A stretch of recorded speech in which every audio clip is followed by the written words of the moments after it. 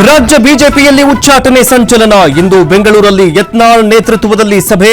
ಭಾರೀ ಕುತೂಹಲ ಮೂಡಿಸಿದ ರೆಬಲ್ಸ್ ನಡೆ.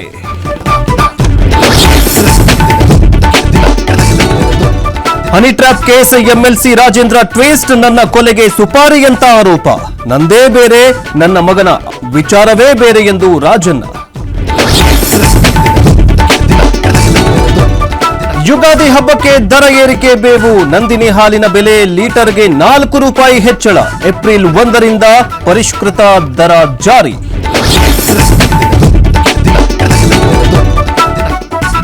ಸಿಲಿಕಾನ್ ಸಿಟಿ ಬೆಂಗಳೂರಲ್ಲಿ ಬೆಚ್ಚಿ ಬೀಳಿಸುವ ಘಟನೆ. ಪತ್ನಿಯನ್ನ ಕತ್ತರಿಸಿ ಸೂಟ್ಕೇಸ್ಗೆ ತುಂಬಿದ ಪತಿ. ಹುಳಿಮಾವು ಪೊಲೀಸರಿಂದ ತನಿಖೆ.